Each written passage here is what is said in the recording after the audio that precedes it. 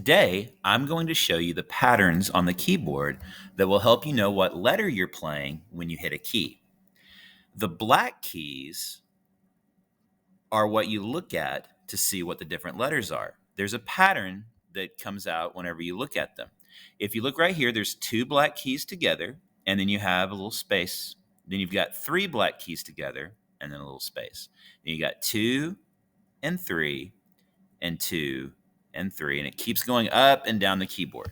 Two black keys, then you have a little space, three black keys, space between, 2, 3. So that's the basic pattern.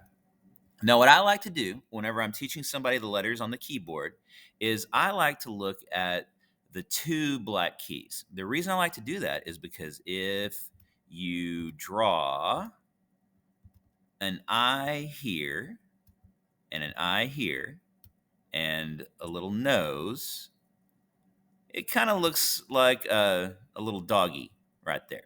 So what letter does dog start with?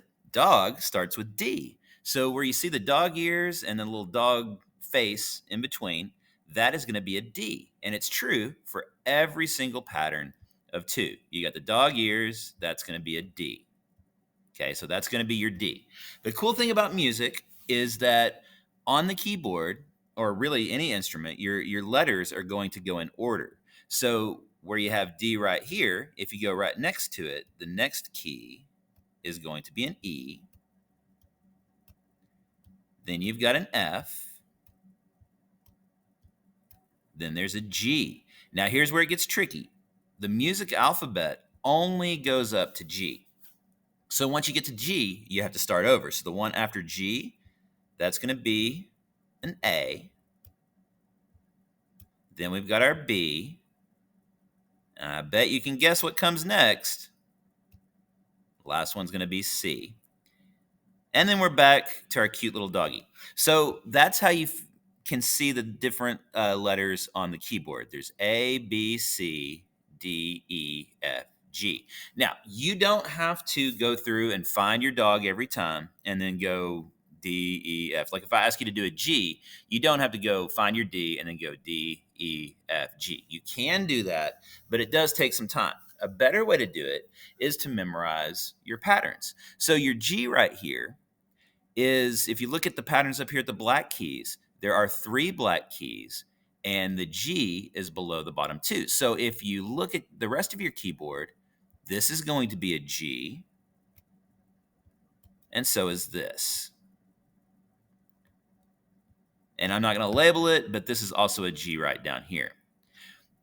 Now I could, go backwards and say that's an F, but if you look over here, the one right before the 3, that's always going to be F. Okay?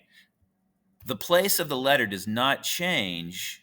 So if you say that this is an F and then you think that this one's an E, you're going to be wrong. If it's by the 3 black keys and it's over to the left, that is always going to be an F.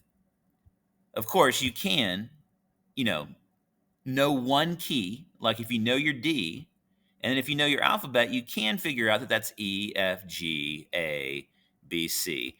But you don't have to do that. After a while, you'll kind of know these patterns, and whenever I ask you where a C is, you'll just be able to go over here and say, that's a C. If I ask you where an A is, you'll be able to come over here and say, that's an A. But the beginning stage is finding one letter, like your dog ears, and then following your pattern.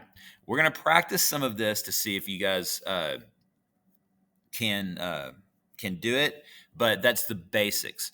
You just find a letter, they go in order, A, B, C, D, E, F, G, and that's basically how you do it.